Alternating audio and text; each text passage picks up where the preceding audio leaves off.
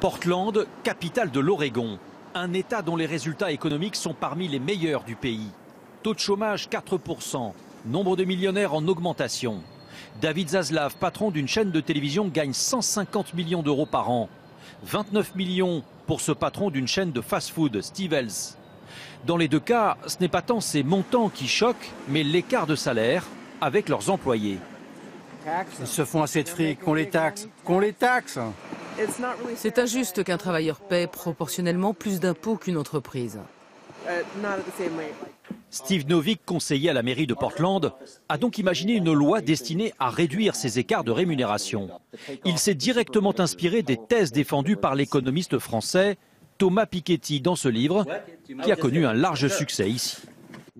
Les sondages dans le pays montrent que les gens sont plutôt contre les gros salaires des chefs d'entreprise. Si un patron gagne plus de 100 fois le salaire médian de son entreprise, il devra payer 10% d'impôts en plus à la ville et 25% de plus s'il gagne 250 fois le salaire médian. Si vous voulez payer moins d'impôts, soit vous baissez votre propre salaire, soit vous augmentez celui de vos employés. La loi est entrée en application en janvier et personne ne sait encore comment les grandes entreprises vont réagir. Elles ont un an pour décider.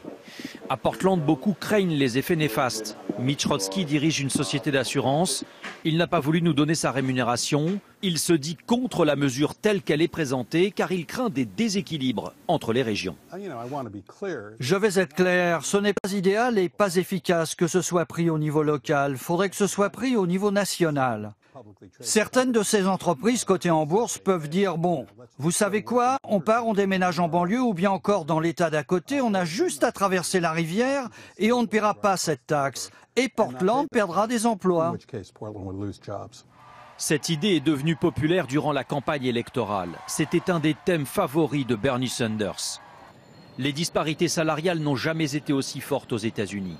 En 1965, les salaires des chefs d'entreprise n'excédaient pas 20 fois le salaire médian. En 2015, le ratio est passé à 248 fois celui du salaire médian. Lynn Lee dirige une start-up, un secteur où les rémunérations peuvent rapidement devenir celles d'un millionnaire. Elle espère le devenir, mais elle pense que sa génération acceptera bien plus ce genre de taxes. Moi, j'ai déjà des parts dans mon entreprise, donc quand j'embauche quelqu'un, je veux le rémunérer en fonction de sa valeur. Et je préfère augmenter son salaire que le mien. J'espère mes parts augmentent, leur valeur augmente, donc de toute façon, je gagnerai plus. À Portland, 500 entreprises pourraient être concernées.